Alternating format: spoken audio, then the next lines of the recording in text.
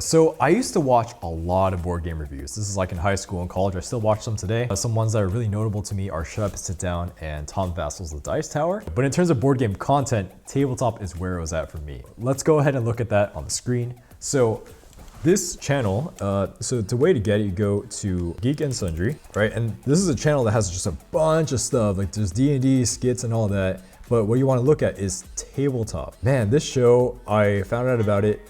Okay, so I'm like 10 years old. I found out about the show in high school where my history teacher showed me this.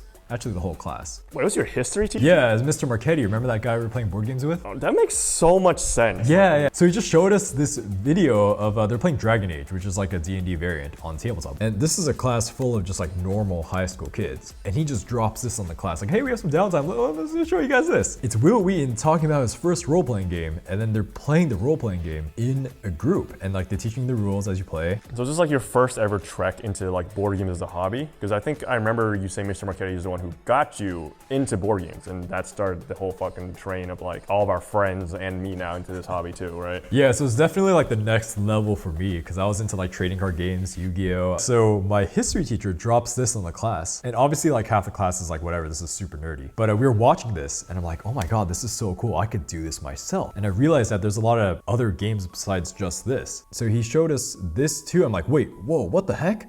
Ryan Higa?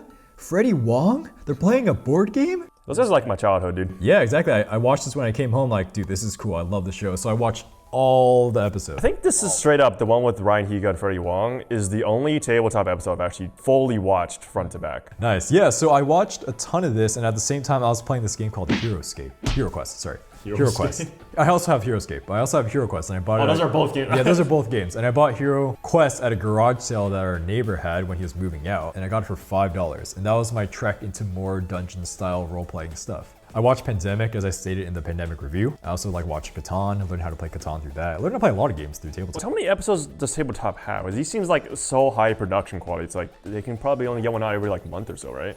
I don't know, but I mean, they're decently old, right? Like 2012, it says right here. Dude, it was great. And then that kind of got me down like the rabbit hole of like, oh wait, board games are like not just Monopoly. It's actually like more like Catan, Pandemic. I'm like, wait, you can play a game cooperatively? What the heck is going on? Now I'm kind of bored of it, but you know. I mean, yeah, we've all went through that honeymoon phase. It's like, wait, there's a whole new world of board games out there.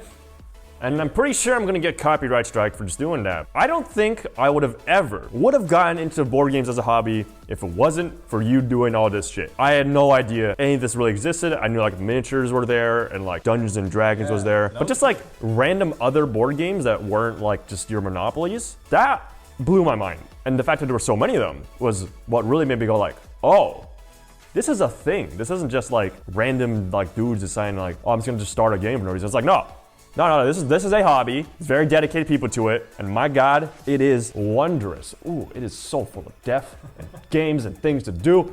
Yeah, I remember like when we used to play trading card games, we'd go to the trading card store and I'd see a bunch of games like Horus Heresy and blah, blah, blah. But those are like giant war games. They're so inaccessible. I'm like, okay, that's like for next level. Like, I can't deal with that. But now you're talking about games that are like deep, strategic, and you can play with a lot of people and they only take like an hour or two. I'm like, what? Whoa. So how did you find about those games? Assuming on Tabletop that they only really played like games that were more accessible for celebrity figures, because I don't think you're gonna be able to get most of them to play something crazy like, we're gonna play the 6-hour-long, super thematic Nemesis. We're going to play the 6-hour-long, very thematic Nemesis. Yeah, I watched these and I got pretty interested. And the next stepping stone for me is that like, okay, if you think of any game, any board game that's ever been released, there's one guy who's done it all. His name, Tom Vasel from the Dice Tower. So Tom Vasel was the next step for me because I think I was looking up some random HeroScape stuff.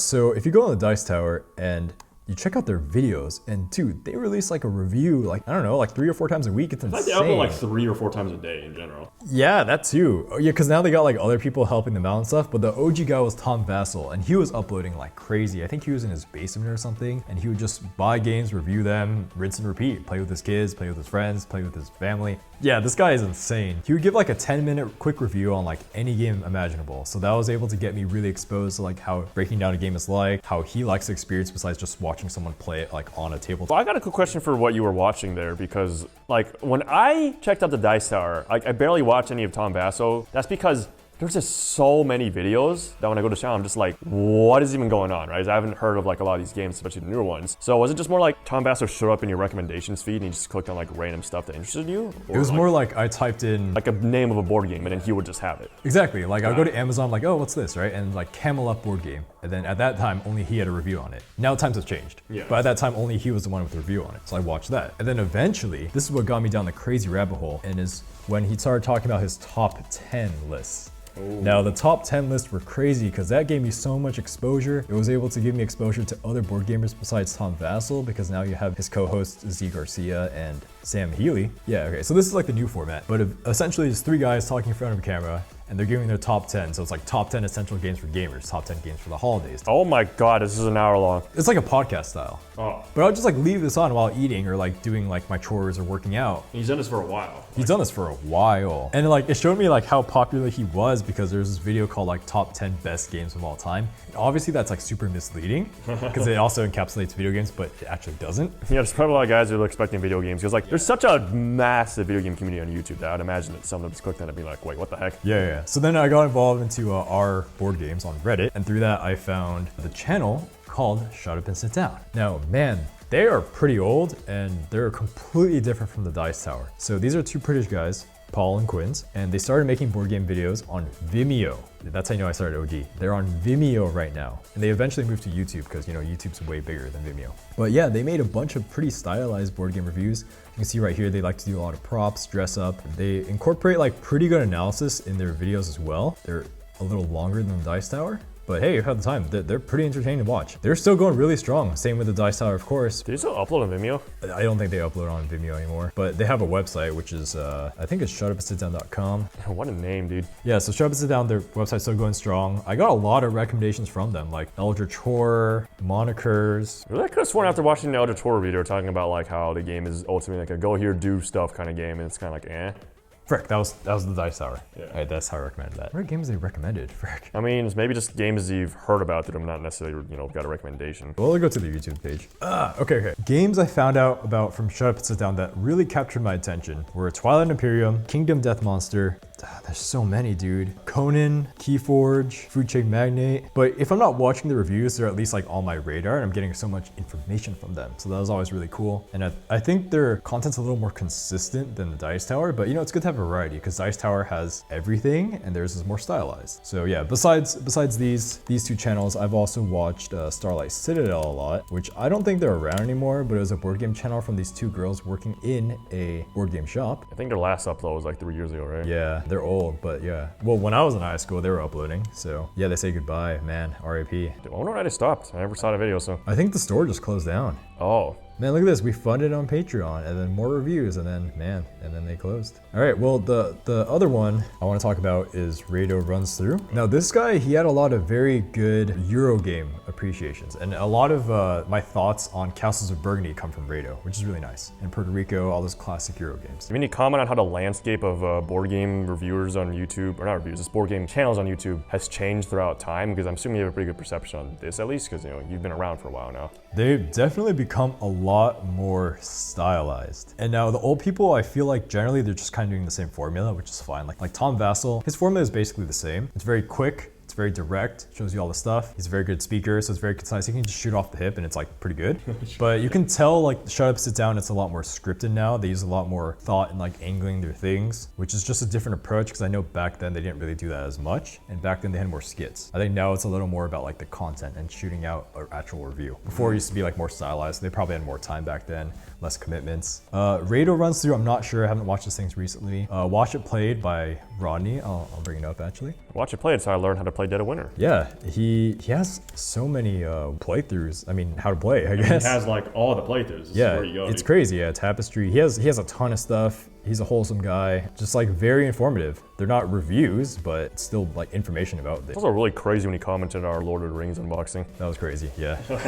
It's like, wow, this guy gets around. I mean, doesn't BoardGameGeek, like the website, actually have like their own like official like channel? They do, and I don't know anything about that. That's a pretty new development in the board game scene, like if you think about it holistically over the time frame, right? Yeah, they used to have like nothing, and now like they've exploded. I know what happened with Tabletop if we go back to the beginning of the video. I mean, that show ended because of some like dispute internally or something, right? Yeah, they had some like dispute with like Will Wheaton and the producer, and I don't think they have anyone else to host it, which is unfortunate. Man, dude, that was such a good show to watch. I watched so much of that. And what is Geek and Sundry doing nowadays? I think they do a lot of D&D stuff. Let's see. I know they have a lot of skits, like a little mini series online. Pathfinder, okay. How to play the Office downsizing game, what the hell? Seems to be like a lot of playthroughs here. Yeah, they have a lot of playthroughs. I know if you go to like the playlists, they have so many different things. No, yeah, it seems like very like a generalized hub. It's just like a generalized like nerdy thing with a lot of role playing. Geeky thing. Yeah, geeky thing. Sorry, with a lot of role playing. Excuse you. Oh, sorry, with a lot of role playing thrown in. Yeah, I think that's basically it. That's mostly what I can think of. But man, all those channels would give you so much to work with. That's a lot of content. As an example, from my perspective, I can't even begin to imagine what it would take for me to catch up and get into that scene. Like, it would be like ridiculous, right? So I'd probably, if I were to watch even more board game YouTube content, I would just being like, screw it, I'm just gonna watch other new stuff, right? Because that's also where all the new games are coming out. So it's not really too much of a reason to go back to the old unless I'm just curious about some nostalgia or some novelty or whatever. Because like, from my experience, way different than Ashton's. I did not start watching board game content on YouTube until like this year, and I still don't watch it nearly as much as like other content I normally just watch on YouTube, which includes like gaming videos. Video gaming. Video gaming, yes. A lot of video game stuff. I guess like memers. I don't really know what you call this like style of guys on YouTube. The guys are like your PewDiePies, your Misfits, your, I don't know. Mr. Beast. Yeah. Very like Zoomer, like just entertainer like celebrities, right? When it comes to board game stuff, I was kind of jumping into this being like, well, I have no idea what I'm getting myself into. So Shelfside has been a very interesting opportunity and I guess experience for me from that perspective, because it's like, I'm talking so much in depth about board games, or these reviews and videos they're making, when I don't really know the history too much behind like board games on YouTube. That may or may not be a good thing. I don't know. I think it offers an interesting, unique perspective, and hoping that we do things a little stylized, like Ashton says. That's how like the new board game content seems to be going nowadays. Because like I didn't have too much prior knowledge of a lot of what's going on in the board game community, my perception of things is kind of interesting. I'd be like having to ask Ashton about like certain influencers or like people that we've come across on like our social media. For example, like on Instagram, I'd be getting follows from these dudes that are definitely board game channels I've like never heard of. But Ashton's also never heard of, but they're like decently big from what I can tell. Also guys who sometimes just write reviews on their own websites. As an example, we got like Penelope Gaming, Andreas Tatober, Cardboard Stacker, even commented in one of our videos earlier. There's all these names out there. It's just like, I'm kind of getting more and more of that feeling of like people saying, oh, the board game YouTuber market is kind of saturated. There's a lot of dudes on it. But that's a good thing, right? That means the community's taking off. Because the more we can get newcomers jumping into the spotlight, the better it's going to be for the hobby overall if we're going to make it more diverse and inclusive for everyone to get into. Yeah, I think what you're talking about like the people with their own blogs, and we definitely counted that out. There's so many people that just write reviews on BoardGameGeek, and we don't account for that in the general board game reviews, but they are still reviews. They're just not on YouTube. Wait, how long have you been using r/board games? Because you said I remember you were freaking out to me one time. It's like, wait, this is at 1 million subscribers now. What the heck? And like right now it's at like 2.5 million. Yeah, I've been using it for 6 years. I mean, pretty like infrequently. In college, it dipped off like crazy, but I've been there since junior year of high school. Do people post reviews there frequently, or is it like, nah, here's links to my stuff? It's more of like someone asks the question, hey, what does everyone think of this game? And then people write their experiences and like, their experiences with the game. Or it's like, they have like board game of the month and board game of the week, and people will talk about that. But I was using it so well as a hub for me to research games because it was easy for me to just type in King of Tokyo, enter. And there's a lot of people like talking about their experiences, right? So I'd see like 20 people's different experiences on it. So we're at the end of the video now, and man, we are glad that board games are in this space, because now board games are newer, they're more aesthetically pleasing, they're more balanced, and now it's better to make board game reviews on them because there's more and more to show, there's more fun to have, there's a bigger audience. So we're really glad we got into YouTube as soon as we could. Yeah, as I was telling Daniel, like a lot of times in the budding stages of Shelfside, I'm glad we can make this channel to share our experiences. I don't really hear about too many people our age into the hobby, which is kind of a shame because there's so many amazing experiences to be had. So if we can share our experiences, share the reviews and our analysis of the games, that's also great. Yeah, so from my understanding, like every time I show like newcomers board games, like they're usually pretty down with this like medium of entertainment. It's not really like oh, this is like an old people saying. It's just more like it doesn't get that much exposure and like just young people's audiences. You've definitely had the thing where, oh, board games, yeah, I love Monopoly, I love Sorry, I love Connect 4. And people already like these games and they just don't know what's out there. It's very like weird to me because it's like, Ashton has told me that his college experience, he has not really found like anyone really interested in the board game hobby. But when I went to UC San Diego, there was like 3 different clubs I was going to where people were consistently just playing board games. Yeah, I don't know. At the end of the day, I think there's a game for everyone. Like video game, not so much, but there's a board game out there for everyone. I genuinely feel that. Again, with video games, even though it's like pretty mainstream now, like it's so very like a learned thing that you still have to put in like either a lot of time and effort to just understand how to just literally interact with it, or just have grown up on them. Whereas with board games, it's like, know the rules and you're good. Yeah, it's like throw burrito. We're playing like we're just throwing cards around, throwing burritos at each other. That's an example of a new game that really draws in big audience. The Oatmeal, oh my god. When they make games, like they will usually kickstart them, they get a lot of funding every time. Like this is like a big example you can see of like they are a heavy hitter in the mainstream space of board games, actually. And that is the internet mixing with board games. Because the Oatmeal wouldn't exist if it weren't for the internet. All right, so we got kind of off the rails in terms of YouTube, but man, this is the start of something crazy. There's more to YouTube to come for board games. Just check it out. I hope you learned something from all that YouTube history. Keep gaming, board games. We'll see you all next time. Goodbye. Bye.